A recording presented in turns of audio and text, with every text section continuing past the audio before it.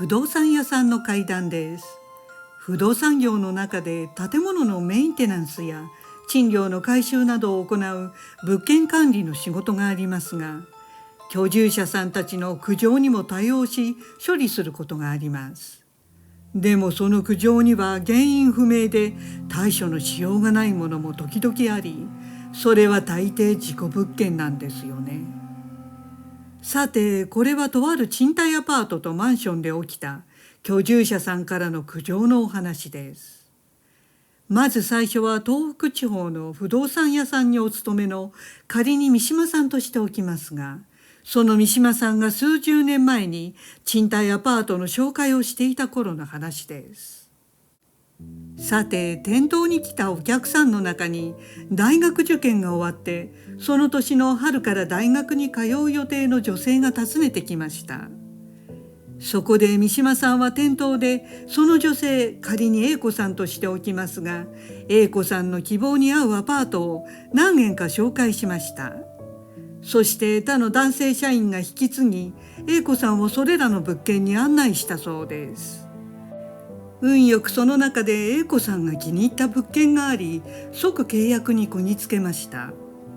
そして早速 A 子さんはアパートに引っ越し、大学生活をスタートさせたそうです。それから数ヶ月ほど経ったある時でした。その A 子さんから三島さんのお店に電話がありました。そこで電話に出た社員が「何かありましたか?」と聞くと、 A 子さんは「私の部屋、すごく気味が悪いんです」とボソッと言ったそうです。え、気味が悪い？それはどういう意味ですか？と受けた社員も戸惑いました。当時はまだ事故物件という言葉すらなかったので、物件の過去の情報がないことも多かったのです。ただ三島さんのお店では A 子さんの入居した部屋が過去に忌まわしい事件事故があったとは聞いていませんでした。そこで若い女子大生ですから男性には言いにくいこともあると思い、女性の三島さんが代わってその A 子さんから詳しく話を聞くことにしました。すると A 子さんの話はこういうことでした。ある日 A 子さんが大学からアパートの部屋に帰ってきた時でした。その日はなぜか A 子さんは自分の部屋にかすかな違和感を感じたそうです。すると A 子さんの部屋と隣の部屋との間の壁は白い壁紙だったのですが、そのちょうど目の高さぐらいのところにポツンと丸いシミがあるのに気がつきました。A 子さんはあれ、こんなところにシミあったっけと一瞬思ったのですが、きっと最初からあったシミでたまたま今まで気がつかなかったのだろうとその時は思いました。でもその次の日でした。また帰宅すると部屋は微妙な違和感があり、 A 子さんは昨日見つけた壁のシミが少し大きくなっていることに気がつきました。キッチンや風呂場などの水回りの壁ではなく、隣との境の壁で、それも床や天井からのシミではなく、床から1.2メーターぐらいの高さにポツンと円形のシミが出ているので、 A 子さんは不可解でなりませんでした。ところが次の日もさらにそのシミは大きくなっていました。形も心なしか楕円形になっているように感じました。ただきっと隣との壁の間に物理的な何かがあって、それが原因なのだろうと A 子さんは気にしないようにしていたそうです。するとそのシミは日に日に大きくなっていき、形もどんどん楕円形に広がっていきました。そしてついにシミは床まで届き、A 子さんの身長と同じくらいになっていました。その時点ではもう部屋の空気は明らかに重く感じ、 A 子さんは気味が悪くてとても部屋の中にはいられなくなっていました。そして A 子さんはしばらく友達のところを転々としていたそうです。もう違約金がかかってもいいのでその部屋を解約したいという申し出でした。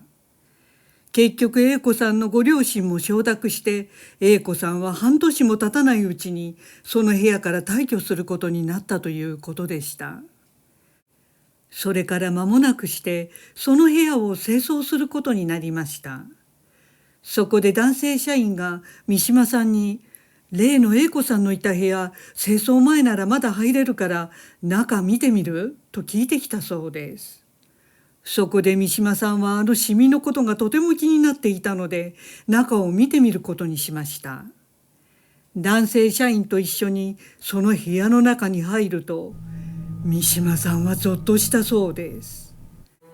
部屋の白い壁には高さ170センチくらいの黒く長いシミがくっきりと浮かび上がっていたのです。それはまるで男性一人が立った時に浮かび上がる黒い影のようでした。その壁は A 子さんが説明した通り、隣の部屋との間の壁で、壁と壁の間はとても薄く、何かを埋め込む幅もないため、壁の真ん中からシミが浮かび上がってくることはありえないということでした。A 子さんにはこのシミが男性に見えていたのか、本当に男性の霊がシミの形で現れて彼女を見下ろしていたかは分かりません。きっと過去にこの部屋で何があったか分かれば、シミの原因も判明するのかもしれません。ただ次にこの部屋を借りた人はどうだったかは分かりませんでした。さて、アパートもいろいろありますが、賃貸マンションでも苦情はつきものです。これは東京23区の都心の高級マンションで5年ほど前にあったお話です。その高級マンションにはコンサルジュが早朝から夜遅くまで居住者の世話をし、管理人が建物の管理をして、警備員も交代で24時間常駐しているそうです。そのマンションの各部屋は区分所有でしたが、そのうちの一つがある芸能プロダクションの所有する部屋で社宅として使用していました。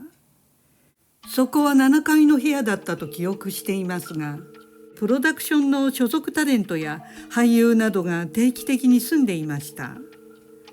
ある時、若いとてもきれいな女性がその部屋に住み出したそうです。話によると、その芸能プロに所属する女優の卵で、仮に B 子さんとしておきますが、これから芸能界に売り出してもらう人でした。B 子さんは美人ですから、とにかく目立ったそうです。ところが入居後いくらも経たない頃でした。その B 子さんの部屋からコンサルジュの方に連絡が入りました。内線でコンサルジュの人が受けると、 B 子さんが「私の部屋で変な音がするんです」という話だったそうです。そこで、それは建物に関係することですから、すぐに管理人が B 子さんの部屋に行き、詳しく事情を聞きました。すると B 子さんは、夜になるとお部屋のどこかからおかしな物音がするんです。コトコトというような、何かがぶつかるか叩いているような音なんです、と言いました。決して大きな音ではないということでしたが、ただそれが気になるくらい違和感のある音で、同じ時刻の同じ間隔で聞こえてくるということでした。そこで管理人さんは分かりましたと言って、まず部屋の周りを調べてみることにしました。でもその時管理人さんは妙に思ったそうです。この B 子さんの部屋の両隣は現在誰も住んでいませんでした。所有者が賃貸に出しているのですが、まだ入居者が見つかっていなかったので空き室で、また真下の部屋も空き室でした。唯一真上の部屋には人が住んでいたので、管理人さんが訪ねると、真上の住人はそんなおかしな音は全く聞こえないという答えでした。そもそも居住者の物音の場合、他からも苦情が出るものでしたが、それは全くありませんでした。結局どこにも何も異常が見当たらなかったということで、 B 子さんにはどこかの遠くの音が響いて聞こえただけではと、その時は何とか納得してもらいました。すると1週間も経たないうちにまた B 子さんから連絡が来て、おかしな音がやっぱり聞こえるんですということでした。仕方なくまた管理人が駆けつけ、音がするという部屋の場所などをいろいろ調べてみたそうですが、やっぱり何も異常はありませんでした。一応専門業者に調査もしてもらったのですが、音の原因を特定できませんでした。それからもしょっちゅう B 子さんからは、おかしな音がする、夜になると聞こえてくる、なんとかしてほしいなどと苦情が来たそうです。ついに管理人もコンサルジュの人たちもうんざりして、またあの部屋から苦情かとへきへきしていました。すると間もなく B 子さんは音に耐えられなくなったのか、部屋から退去したということでした。やれやれとみんな胸をなで下ろしました。でもコンサルジュの一人がふと思い出したことがあったそうです。それは何年か前、そのマンションのある部屋で殺人事件があったのです。マンションが特定されてしまうので、どんな事件だったかここで内容を話すことはできません。でもどちらの部屋番号もわからないため、確認はできませんでしたが、事件のあった部屋は B 子さんの部屋と同じ7階だったということでした。これは推測の域ですが、その部屋が B 子さんの部屋か両隣のどちらかで、B 子さんに霊感があったため、それを感じ取っていた可能性は少なくないと思いました。